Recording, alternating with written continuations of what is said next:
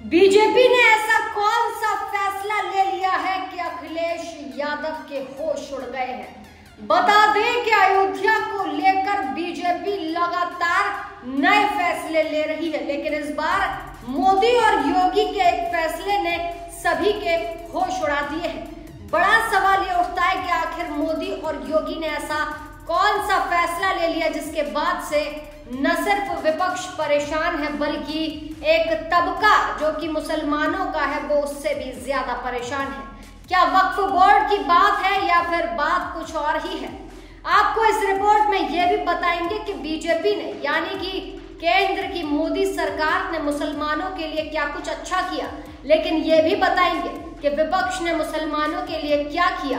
साथ ही साथ ये भी बताएंगे कि मुसलमान बीजेपी को क्या समझ रहे हैं और बीजेपी क्या है।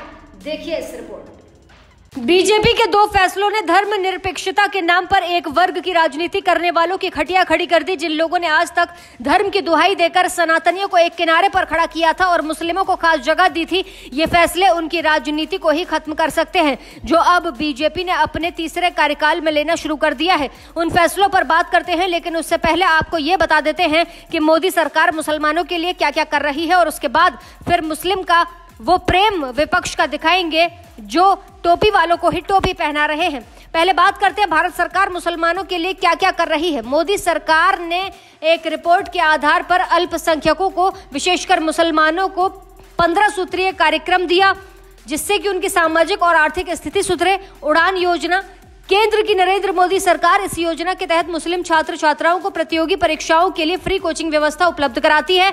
इस स्कीम के तहत घर में रहकर प्रतियोगी परीक्षाओं के लिए छात्र छात्राओं को 1500 रुपए और बाहर रहकर पढ़ाई करने वाले छात्राओं को 3000 रुपए दिए जाते हैं। शादी सगुन योजना यानी कि देश में मुस्लिम लड़कियों को शिक्षा देने के मकसद से केंद्र की मोदी सरकार इस योजना के तहत ग्रेजुएशन करने वाली लड़कियों को 51,000 रुपए की राशि शादी शगुन के तौर पर देती है। उस्ताद योजना, केंद्र की मोदी सरकार इस योजना के तहत मुस्लिम कारीगरों को और ज्यादा एक्सपर्ट बनाने के लिए उन्हें ट्रेनिंग देती है। सीखो और कमाओ योजना, नरेंद्र मोदी की सरकार ने मुस्लिम युवाओं को रोजगार मुहैया कराने के लिए इस स्कीम को शुरू किया। इसके अलावा पीएम मोदी ने मुसलमानों के लिए सऊदी अरब से न सिर्फ हज का कोटा बढ़वाया बल्कि उसके ऊपर लगने वाली जीएसटी को भी घटवाया। वक्फ बोर्ड के कागजों को डिजिटल कराने का कार्य किया। इसका फायदा इन्हीं वर्ग के लोगों को मिल रहा है जो कि मुसलमान हैं। इसके अलावा और कई योजना हैं जो कि सिर्फ मुसलमानों के लिए बनाई गई हैं, लेकिन देश की विपक्षी पार्टियां कट्टरपंथी मुस्लिम संगठनों के साथ मिलकर देश के गरीब मुसलमानों को मोदी, योगी और बीजेपी के खिलाफ भड़काती हैं और बीजेपी सरकार का विरोध करने पर विवश करती हैं। उन दो फैसले पर आते हैं जो कि धर्मनिरपेक्षता वाली राजनीति को हमेशा के लिए खत्म करेंगे, लेकिन उससे पहले विपक्ष के मुस्लिम प्रेम पर बात कर लेते हैं कि आज तक मुस्लिम के लिए इन्होंने किया क्या। आज़ादी के बाद से ही कांग्रेस लगातार 60 से 65 सालों तक सत्ता में रही। इन 6-7 दशकों में बाकियों का तो छोड़ो, मुसलमानों के विकास के लिए कांग्रेस ने ऐसा कौन सा काम किया सिवाय उनकी जनसंख्या विकास में मदद करने के, चाहे वो घुसपैठ के जरिए हो या फिर रिफ्यूजी के रूप में, शरण देने के रूप में, या फिर जनसंख्या नियंत्रण में उनको भागीदार बनाना हो।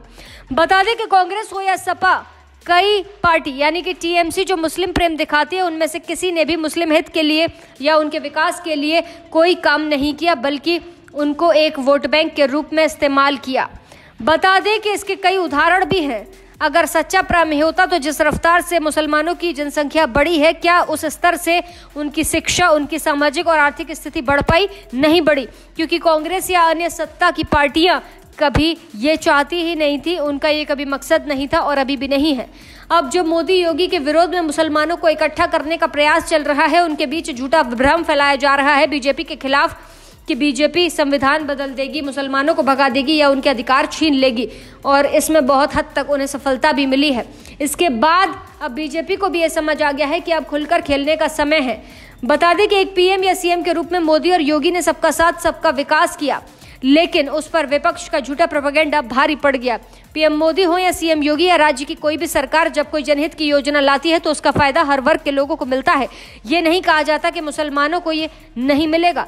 फिलहाल पीएम मोदी और योगी ने अपना फैसला सुना दिया है, जिसके बाद से विपक्ष में अफरा तफरी मच गई है। वक्फ बोर्ड की जमीन के कागज अब देने पड़ेंगे। मुसलमानों के हित के लिए पीएम मोदी और योगी बहुत कुछ कर रहे हैं, लेकिन अब खुलकर खेल रहे हैं। इस पर आपका क्या कहना है, हमें कमेंट सेक्शन में जरूर बताइएगा। ऐसी ताज़ा तमाम बड़ी अपडेट्स के लिए आप देखते रहें अपना उत्तर प्रदेश।